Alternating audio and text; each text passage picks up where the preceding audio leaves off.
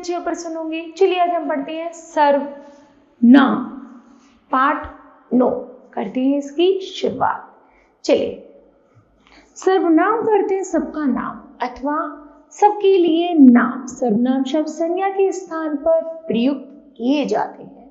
जानते हैं इसे परिभाषा के माध्यम से। संज्ञा के स्थान पर प्रयोग किए जाने वाले शब्द सर्वनाम कहलाते हैं। सर्वनाम के भेद, सर्वनाम की 6 भेद होते हैं। पुरुषवाचक सर्वनाम, संबंधवाचक सर्वनाम, निश्चयवाचक सर्वनाम, अनिश्चयवाचक सर्वनाम, निजवाचक सर्वनाम और प्रश्नवाचक सर्वनाम। ठीक है, आगे है पहला पुरुषवाचक सर्वनाम। मैं भोजन कर रहा हूं, तुम अपना काम पूरा करो। वह आज विद्यालय नहीं गए।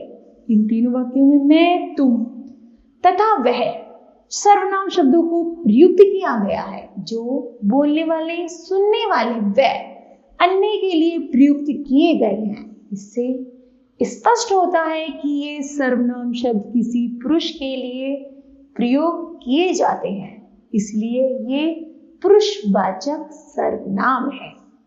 पुरुषवाचक सर्वनाम का प्रयोग वक्ता, श्रोता व अन्य किसी तीसरे व्यक्ति के लिए किया जाता है। पहला है पुरुषवाचक सर्वनाम के भेद। पुरुषवाचक सर्वनाम के 3 भेद होते हैं: उत्तम पुरुषवाचक सर्वनाम, मध्यम पुरुषवाचक सर्वनाम और अन्य पुरुषवाचक सर्वनाम। पहला है उत्तम पुरुषवाचक सर्वनाम। किसे कहते हैं? बोलने वाला अर्थात वक्ता अपने लिए जिस सर्वनाम का प्रयोग करता है उसे उत्तम पुरुषवाचक सर्वनाम कहते हैं। जैसे मैं पुस्तक पढ़ रही हूँ, हम कल मुंबई जाएंगे। ठीक है, आगे है मध्यम पुरुषवाचक सर्वनाम। बोलने वाला अर्थात वक्ता जिस सर्वनाम का प्रयोग सुनने वाले या श्रोता के लिए करता है वह मध्यम पुरुषवाचक सर्वनाम कहलाता है। जैसे तुम आगरा क्यों गए थे? तुमने अब तक खीर नहीं खाई। आगे है अन्य पुरुषवाचक सर्वनाम। वक्ता तथा श्रोता जिस अनुपस्थित व्यक्ति के बारे में बात करने के लिए जिस सर्वनाम शब्द का प्रयोग करता है वह अन्य पुरुषवाचक सर्वनाम कहलाता है। जैसे यह एक कलम है, वे लोग क्या कर रहे हैं? अन्य पुरुष शब्द है यह, वह, वे, उसे, इसने, उसने, उनका, उन्होंने आदि। ठीक है, आगे है नंबर 2 पर निश्चयवाचक सर्वनाम। जिस सर्वनाम शब्द से किसी वस्तु, व्यक्ति अथवा घटना की निश्चितता का ज्ञान होता है उसे निश्चयवाचक सर्वनाम कहते हैं। जैसे यह मेरी कलम है, वे लोग कहाँ जा रहे हैं? निश्चयवाचक शब्द है यह, वह, ये, वे आदि। आगे है अनिश्चयवाचक सर्वनाम।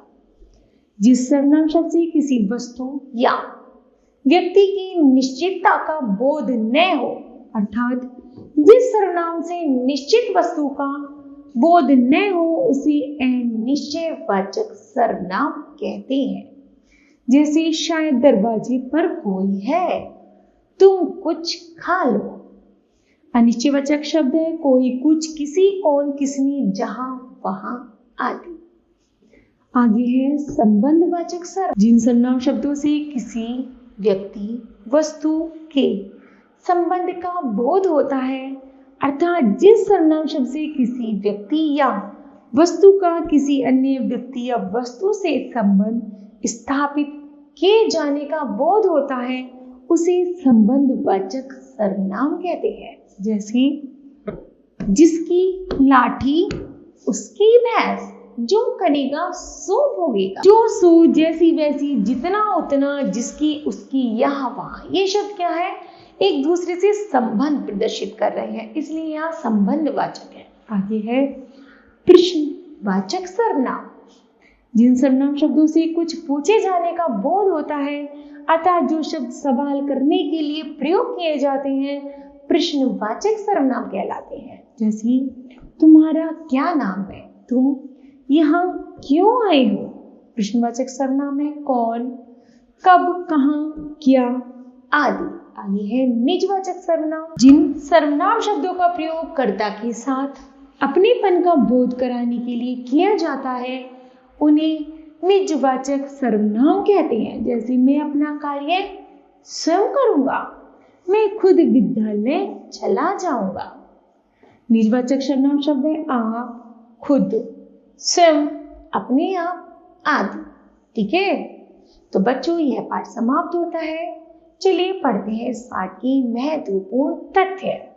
संज्ञा के स्थान पर प्रयुक्त किए जाने वाले शब्द सर्वनाम कहलाते हैं। सर्वनाम की 6 भेद होते हैं: पुरुषवाचक सर्वनाम, निश्चयवाचक सर्वनाम, अनिश्चयवाचक सर्वनाम, संबंधवाचक सर्वनाम, प्रश्नवाचक सर्वनाम और निजवाचक सर्वनाम। ठीक है, तो मुझे आशा है बच्चों यह पाठ आपको भली भांति समझ आया होगा। धन्यवाद।